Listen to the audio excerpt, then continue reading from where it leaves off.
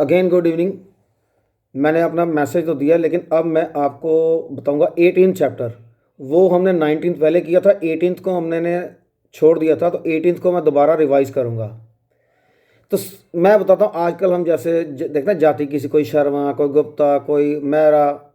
तो ये जो जातियाँ थीं, ये चार वर्ण थे शुरू में: ब्राह्मण, क्षत्रिय, वैश्य और शूद्र। पहले पहले ये जो वर्ण थे वे जन्म पर आधारित नहीं थे। ये नहीं थे कि ब्राह्मण का बेटा ब्राह्मण होगा, क्षत्रिय का बेटा क्षत्रिय होगा, ऐसा नहीं था।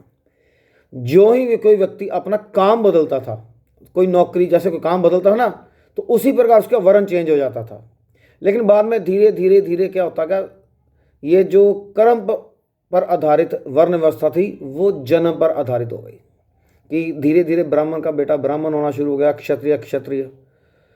लेकिन बाद में इसने गलत रूप ये लिया कि जब शूद्रों के साथ बड़ा गलत व्यवहार होना शुरू हो गया, समाज में उनको छूना, उनके पास जाना लोग पाप समझने लगे, और उनकी बहुत ही बुरी हालत हो गई।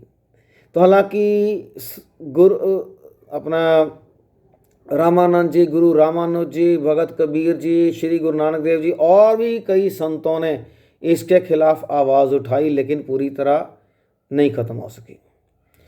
तो अंग्रेज़ों के शासन में भी इसके खिलाफ आवाज़ उठाई गई। तो सबसे पहले कईयों ने आवाज़ उठाई, तो सबसे पहले हम बात करते हैं महात्मा गांधी जी की, क्योंकि वो हमारे एक तरह से राष्ट्रपिता भी हैं और हम सब उनको अच्छी तरह से जानते भी हैं। तो पहली बात तो ये थी कि जब उन्होंने शूद्रों के लिए नया शब्द दिया, हरिजन। हरिजन मतलब हरि जमा जन, हरि के आदमी, हरि के पुत्र, हरि के पुत्र। तो इन्होंने सिर्फ लोगों से अपील करते रहे, प्रयास करते लगे कि जो दलितों के साथ, शूद्रों के साथ गलत व्यवहार हो रहा है उसके खिलाफ वो लड़ाई लड़े, और जो उनकी कंडीशन थी वो धीरे धीरे करके सुधरनी शुरू हो गई। तो हम पहले बात करेंगे कि महात्मा गांधी जी ने उनके लिए क्या क्या किया। तो उन्होंने देखा कि असहयोग आंदोलन में शूद्रों ने सहयोग नहीं दिया था, क्योंकि हिंदू समाज में उनको के साथ बुरा व्यवहार होता था। अंग्रेज़ों के शासनकाल में अच्छा व्यवहार होना शुरू हो गया, तो इस वजह से वो अंग्रेज़ों के शासन को अच्छा समझते थे, तो इसलिए उन्होंने वो अंग्रेज़ों के खिलाफ थे ही नहीं। लेकिन महात्मा गांधी जी ने भी अपने बुजुर्गों की गलती का एहसास किया, और उन्होंने सोचा भी कि अगर देश में एकता लानी है तो शूद्रों का जो सहयोग है वो भी आवश्यक है। तो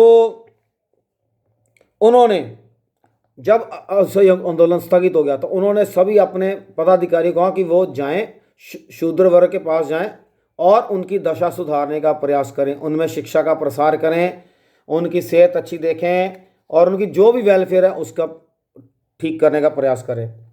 फिर 1920 से 23 में जो कांग्रेस के विकास कार्यक्रम खर्च थी वो थी 49.5 लाख, यानी कि 49 लाख और 50,000।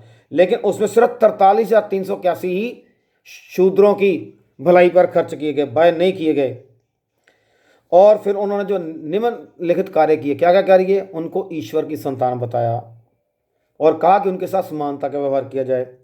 फिर उन्होंने एक यात्रा शुरू की वर्धा से, नागपुर के पास है वर्धा, और जहाँ जहाँ भी गए उन्होंने कहा कि मंदिरों को शूद्रों के लिए खोलो, जो कुएँ हैं वो कॉमन करो, क्योंकि जो पानी नीचे से आ रहा है धरती में से वो सेम है, तो फिर ऊपर से पानी लेने में क्यों भेदभाव हो रहा है।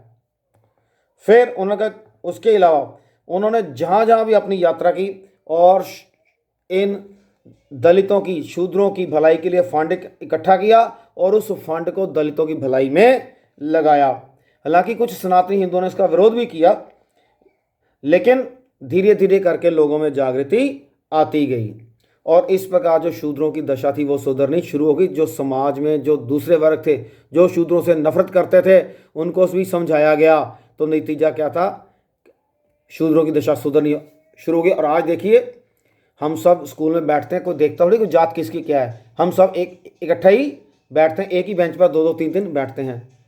तो ये जो नई व्यवस्था आई है, ये हमारे महापुरुषों की जो लड़ाई थी छुआछूत के खिलाफ, उसी की वजह से आई है।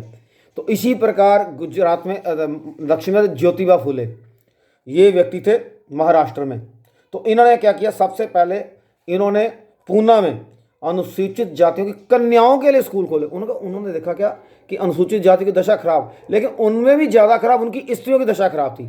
तो उन्होंने सोचा कि जब तक स्त्री शिक्षित नहीं होती तब तक स्त्री का शोषण होता ही रहेगा।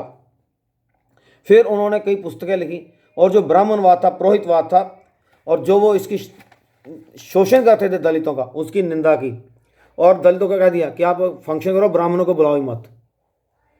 और इन्होंने सत्य शोधक नामक संस्था स्थापित की, और जिसने छुआछूत की, जो दलितों के साथ भेदभाव होता था, उनको दुत्कारा जाता था, छुआछूत, उसकी निंदा की, और दलितों के लिए भी सामाजिक न्याय की मांग की। फिर उन्होंने अंग्रेजी सरकार से भी अपील की भाई ये दलित है, पिछड़ा वर्ग है, पीड़ित वर्ग है, तो इसके ऊपर लगान जो वो भी कम किया जाए या कोई माफ़ी किया जाए। फिर वी सलिंगम, ये आंध्र प्रदेश में थे, तो इन्होंने भी खोखले रीति रिवाजों और धार्मिक विश्वासों की निंदा की। वो जब पढ़ते थे तब भी इसके खिलाफ आवाज़ उठाते थे, लेकिन जब वो अध्यापक बने तो उन्होंने कहा भी महिलाओं को भी पुरुषों के बराबर हक दिया जाए। और उनका इंटरकास्ट मैरिज, जैसे कई लोग कहते हैं हम अपनी बिरादरी में शादी करेंगे, ना, अपनी बिरादरी से बाहर भी शादी करो। अब देखो, जो बिरादरी है, क्या अर्थ है इसका? बिरादरी मतलब शब्द है बिरादर। बिरादर का मतलब होता है भाई। अरबी भाषा में भाई को बिरादर बोलते हैं। तो बिरादरी मतलब भाईचारा। अब हमारे जो श्लोक हैं, सर्वे भवन्तु सुखिनः, सर्वे सन्तु निरामया, सर्वे भद्राणि पश्यन्तु माँ कश्चित् दुख भाग्भवेत्, कि सभी सुखी हो, सभी निरोग हो। हमने ये तो नहीं कहा स्वर्ण जाति वाले सिर्फ निरोग हो, सभी निरोग हो, सभी सुखी हो। उसमें दलित शूद्र भी आ जाते हैं, दूसरे भी आ जाते हैं। तो इसलिए जो ये हमारे हिंदू समाज की बुराई थी, तो इन्होंने कहा इंटरकास्ट मैरिजेस करो, अपनी जाति से बाहर जाके शादियां करो। अब देखिए भाई, स्त्री को भी बराबर का हक चाहिए। मान लो 2 हस्बैंड वाइफ हैं, दोनों 8 घंटे की ड्यूटी करके आए हैं। अगर हस्बैंड सोफे पर पसर के बैठ जाए, हाँ जी मैं बहुत थकाया हूँ, मेरे को पानी पिलाओ, मेरे लिए चाय बनाओ, तो वाई?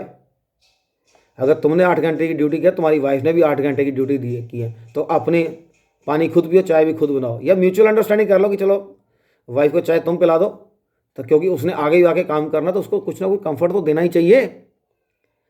परमात्मा ने दोनों को बराबर बनाया, तो बराबर हमें समझना भी चाहिए।